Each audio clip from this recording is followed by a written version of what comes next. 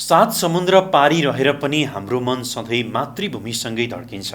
तर केही दिन यता नेपालबाट एउटा अत्यन्तै दुःखद खबर आइरहेको छ।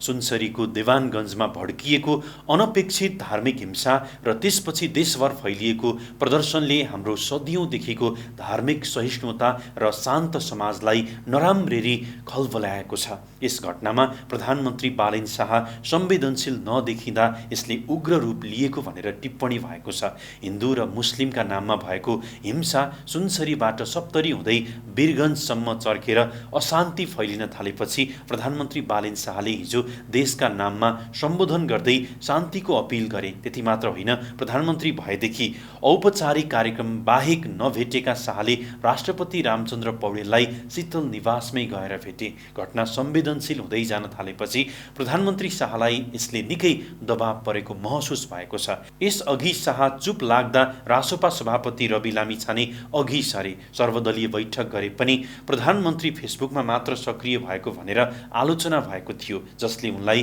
देखिने गरी सक्रिय हुन दबाव दियो। उनले सम्बोधन अघि गृहमन्त्री सुदन गुरुङलाई सुनसरी पठाएका थिए। सुनसरीमा दुई पक्षको झडपका क्रममा एकजनाको ज्यान गएपछि चर्किएको हिंसाले अहिलेसम्म 3 जनाको ज्यान लिइसकेको छ। नियन्त्रण बाहिर जान थालेपछि सेना परिचालन गरिए पनि त्यसले काम गरेको देखिएको छैन।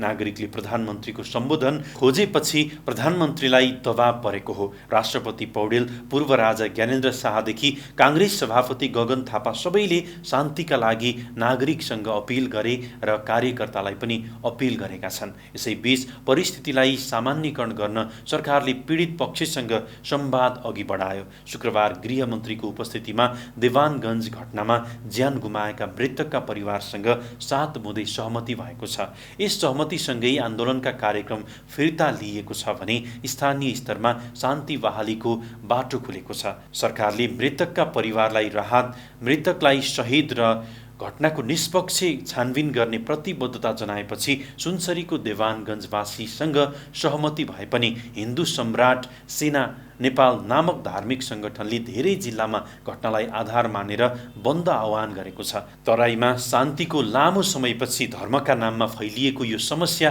प्रधानमन्त्री शाहका लागि चुनौती हो। उनले मैथिली भाषामा समेत सम्बोधन गरेर नागरिकलाई विश्वासमा लिन खोजेका छन्। तर आगामी दिनमा उनी र उनका गृहमन्त्रीले चाल्ने कदम र त्यहाँको समाजले दिने प्रतिक्रियाले नै यो अशान्तिको बादल हट्छ कि अझ फैलिन्छ थाहा हुनेछ।